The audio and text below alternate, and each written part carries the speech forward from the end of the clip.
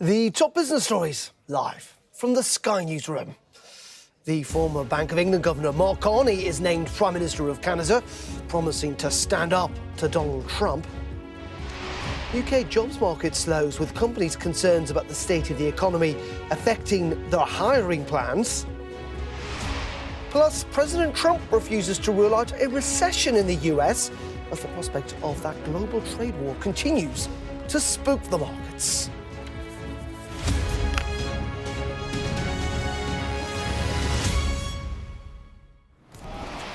A very good morning on this Monday, Business Live, with me, Darren McCaffrey. Well, the former Bank of England Governor Mark Carney has been named Prime Minister of Canada after winning the Liberal Party leadership in a landslide victory last night. Mr Carney, who also used to head up Canada's central bank, has emerged as the front-runner as his country was hit with tariffs imposed by President Trump. Well, during his victory speech, he said he wouldn't let Donald Trump succeed in his attack on Canada and would keep retaliatory tariffs until the Americans showed us respect.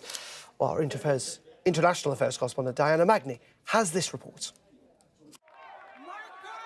Canada's Liberals have picked their new leader. The next Prime Minister of Canada, Mark Carney. A landslide win for former Bank of England Governor Mark Carney, new to politics, but not to the economic crisis management that his country will need to see it through Donald Trump's trade war.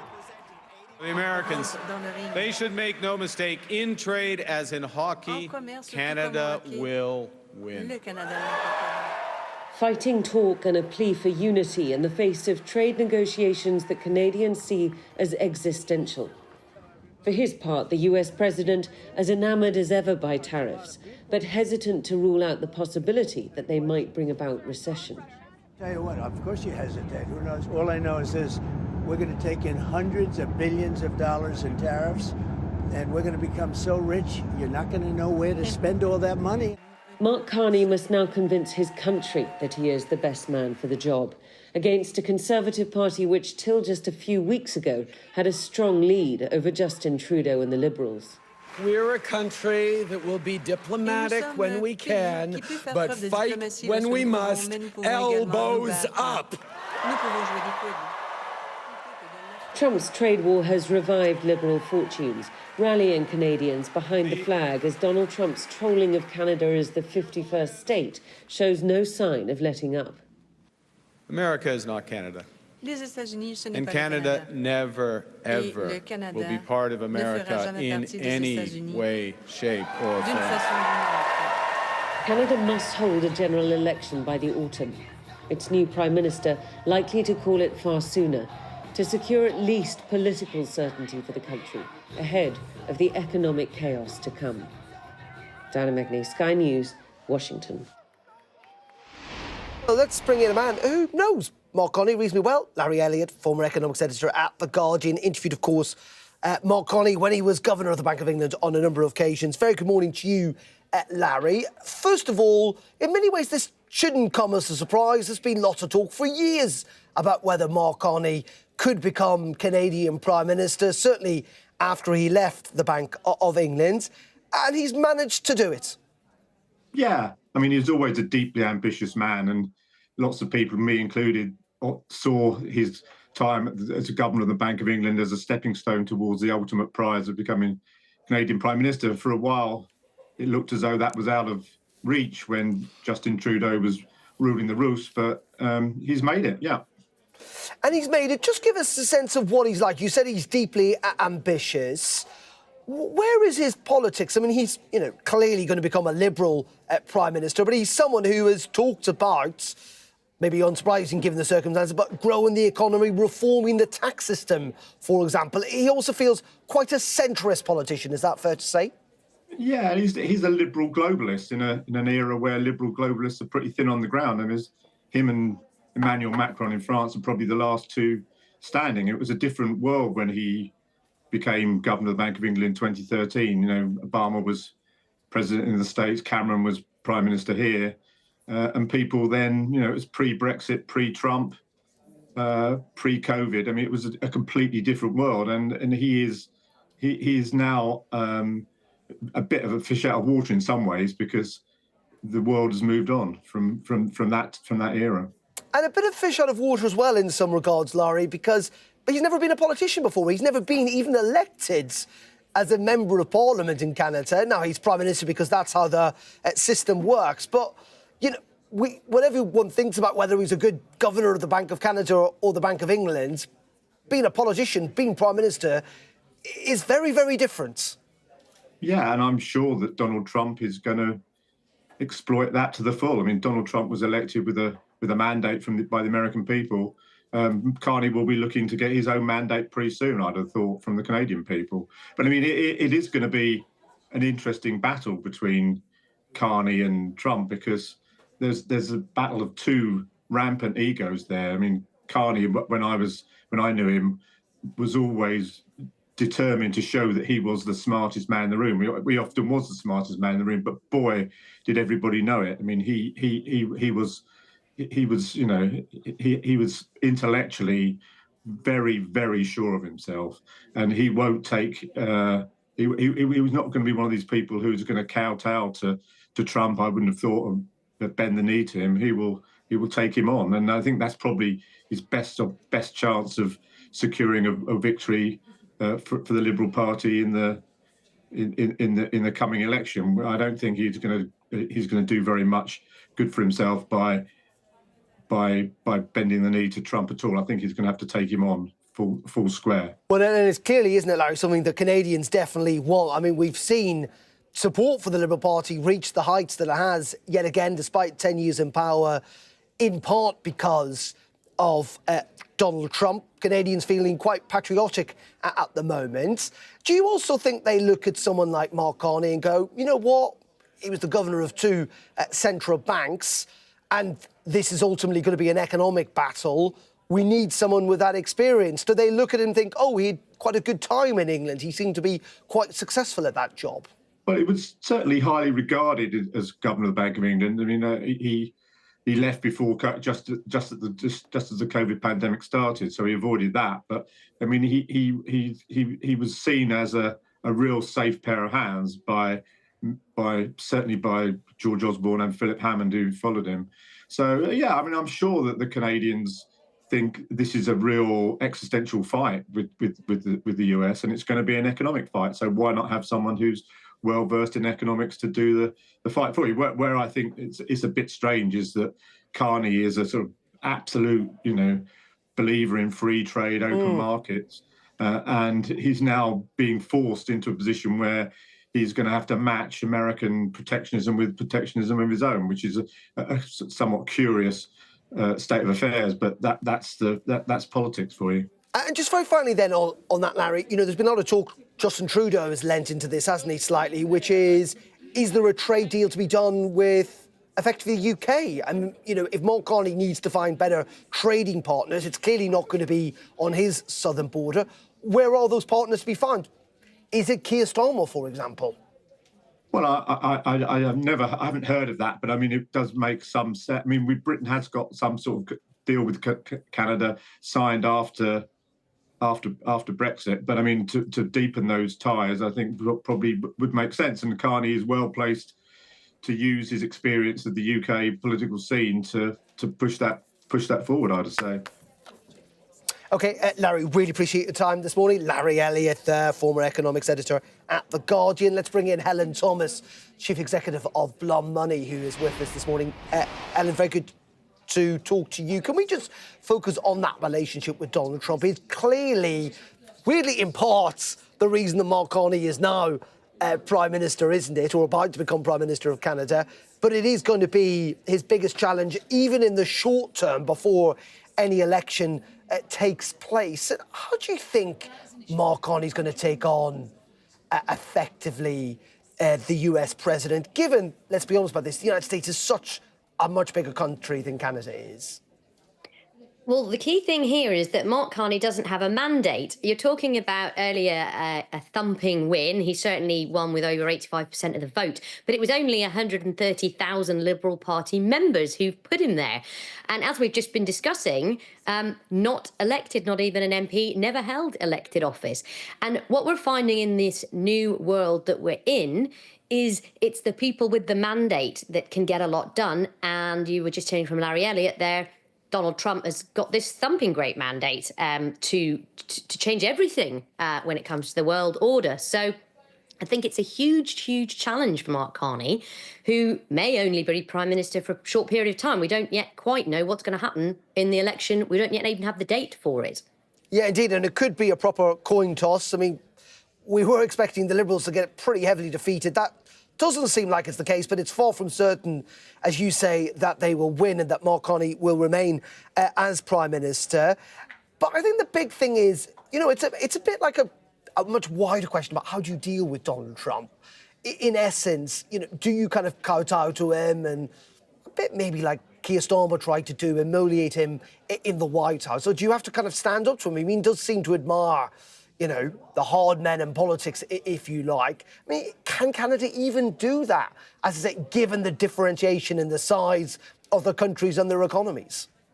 Well, Trump, in the first term, you know, ripped up NAFTA, but he did come back with the USMCA, this US-Mexico-Canada agreement. So, you know, we know that there are deals that can be done. And so, yes, you do have to show toughness and respect, but there is clearly a strong link there between the two countries. This is just Trump doing his art of the deal and the way he negotiates. And I think where Mark Carney has some strengths is he's been a multinational player. He's attended so many international summits.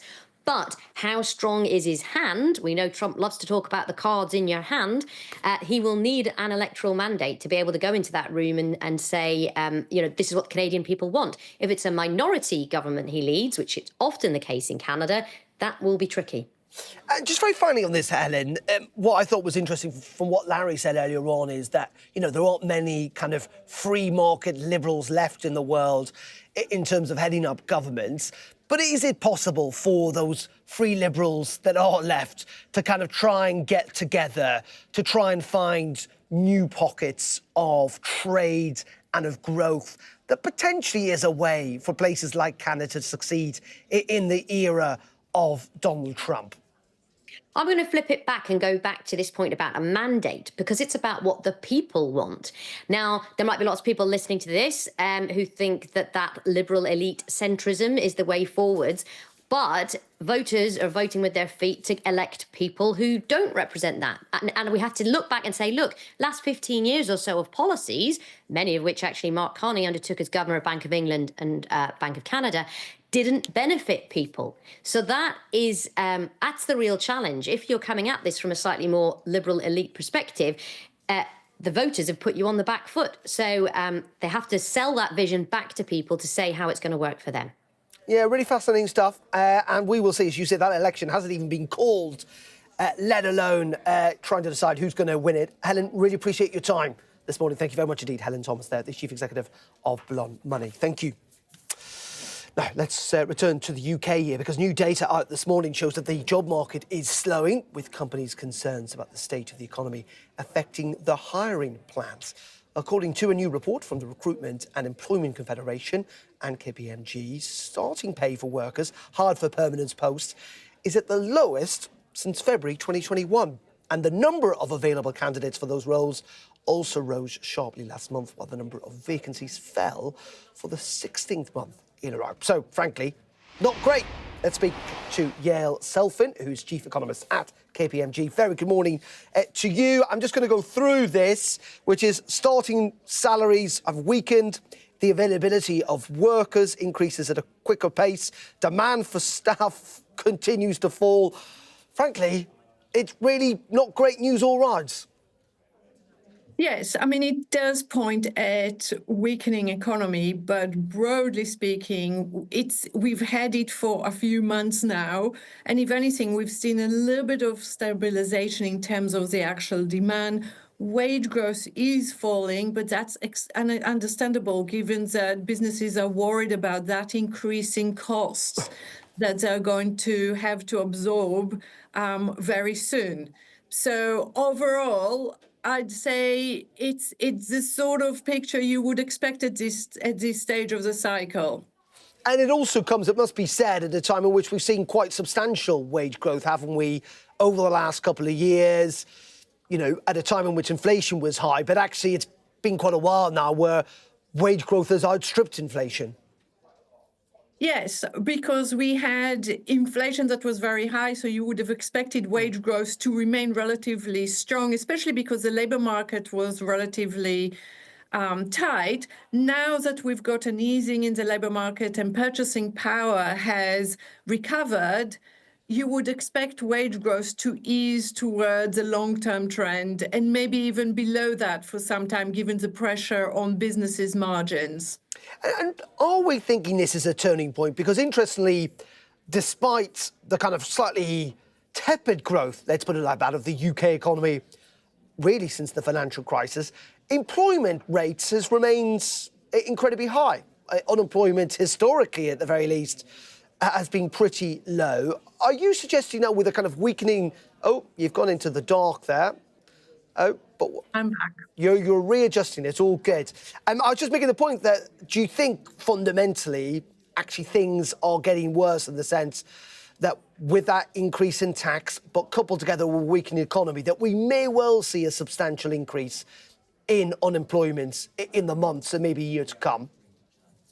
Well, I think at the moment it's unlikely, given that for a start we have a less flexible labour market. Yeah, so with Brexit, etc., we have less movement of labour, so we're less likely to get that extra supply, if you like. Whereas at the same time, the economy is around the level where there's not a lot of spare capacity. We're not expecting a big contraction in output that would cause that. If anything, we're expecting a pickup in growth overall, given that interest rates are still likely to go down. So overall, we're expecting unemployment to remain more or less at the level where it is now. It may pick up a little bit, nudge up a little bit, but we will have, especially in certain sectors like hospitality, very tight market.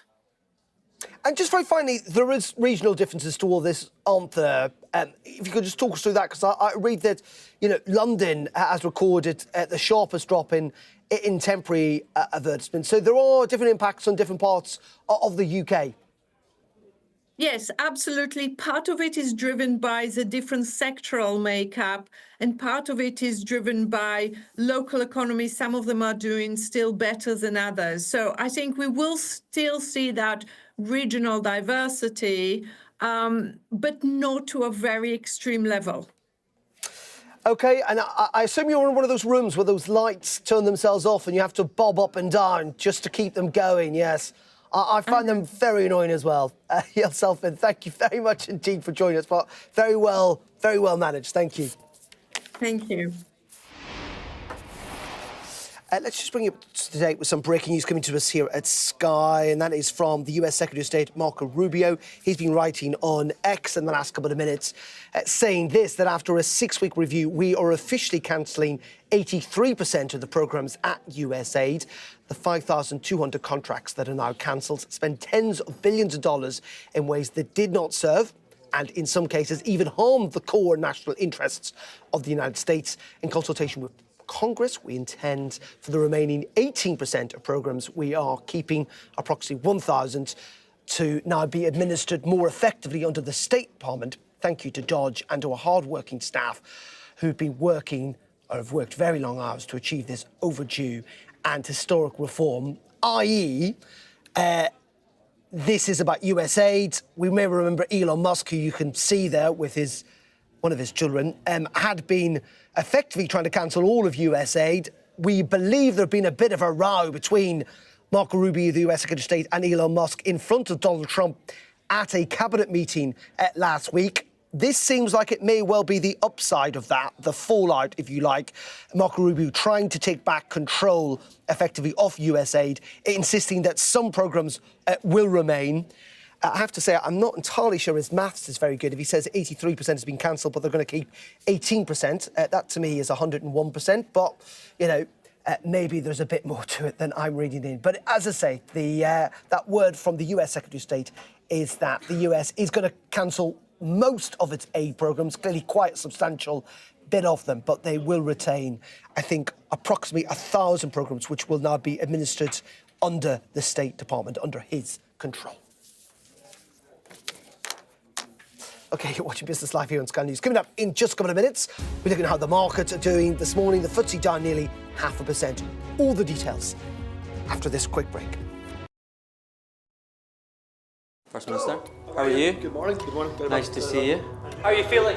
Looking forward to getting into the parliamentary chamber. Are you any further forward to making a decision? No, it's an important day today. All of the claims were in line with my parliamentary duties, so I'm making that clear to you, Conor. He was a Scot through and through. He was a very good politician. Alex Salmond was controversial, he was a disruptor, but above all, he was respected. Will you resign if you lose this week? Again, I'm not planning to, of course, lose the vote of no confidence. I'm planning to win that vote of no confidence. His face said it all. My intention to stand down as party leader. This is now a storm with deadly consequences. How are they feeling? They're a bit scared at the minute. We've been told to evacuate. How are you feeling? Devastated. Hundreds of homes were wiped out by flooding. I'm Conor Gillis, Sky's Scotland correspondent. It was probably the darkest time in my life. Scott is 5 years sober after a cocaine addiction left him close to death. Scotland has a shameful record, worse than England, the worst in Europe. Why not just say you failed? Because then you might get more respect from families who've lost loved ones. This is where one of the UK's most prolific rapists thought he'd got away with murder. Sky News can reveal that former sex workers had told police he was sexually violent. My Emma. Free wherever you get your news. It's over, isn't it? The Americans say he is Rossi, a fraudster. This has been one of the most bizarre cases ever heard in a courtroom in this country. A dangerous murderer. Do you think you'll ever be able to forgive Andrew Innes after this? She said she can forgive him, but as long as he's behind bars. By doing the right thing, it's destroyed your life. They terrorised me. They intimidated me. Sky News. The full story first. Sky News get the full story first. Is this now all your territory? Yeah. The battlefield is outside the barricades. We are in the middle of a forest, in a jungle really, and they're attempting to keep these men alive. I'm Stuart Ramsey, and I'm Sky's chief correspondent. It's really dangerous. Many people have died riding it.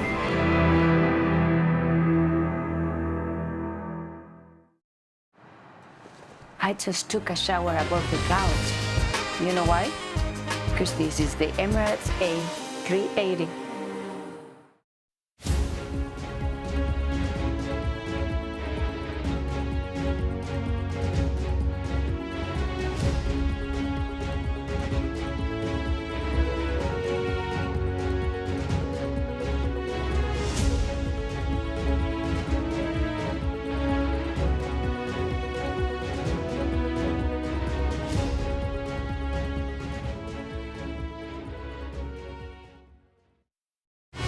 Fly Emirates, fly better.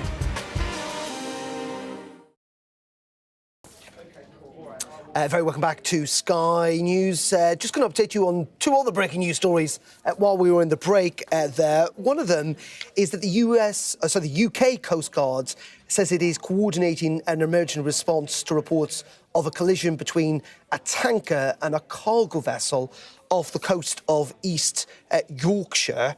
It's saying that a helicopter and lifeboats are providing emergency response, and this incident is ongoing. We've also had a statement through from His Majesty's Coast Guard saying that they are currently coordinating the emergency response to reports, as I say, of a collision between a tanker and a cargo vessel off the coast at 9:48 a.m.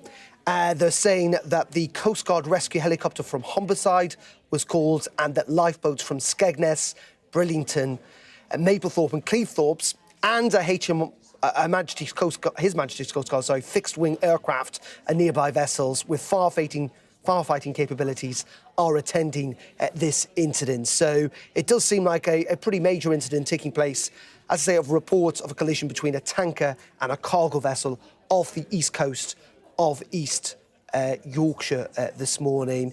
And just one other bit of breaking news, and that is the Tower Bridge in London is closed to traffic and pedestrians on both sides due to a person, we believe, scaling the railings there. So that is Tower Bridge in London closed to traffic and pedestrians due to a person, we believe, who scaled the railings. The police are asking people essentially to avoid the area if possible. OK, let's try and bring you up to date with some of the details on the markets this morning if we can. Let's bring in Lala Acrona, who is Global Market Strategist at eToro. Very good morning to you. So we're going to be very tight for time. But let's talk about the US, because we have focused a lot on the economy in recent weeks. Donald Trump yesterday, or last week I should say, talked about disturbance. Yesterday he talked about potentially a recession. Is he kind of teeing us up for the fact that the US economy might not perform this year as well as he would have liked? Sure. Look, I mean, there's obviously a lot of uncertainty at the moment. The business owners are not able to make major decisions because the policy is quite not certain. But he is right. I mean, there are some cracks showing up. We've seen the unemployment report. Unemployment rose to 4.1%, underemployment at 8.0%.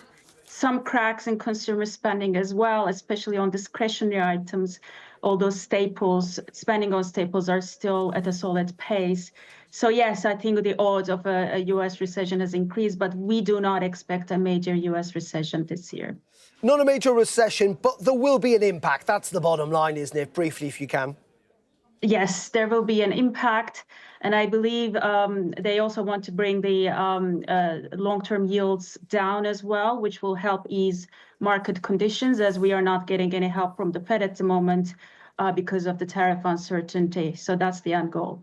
OK, Lale, thank you very much indeed for joining us this morning. Brief, short and sweet, though, on the markets. Thank you.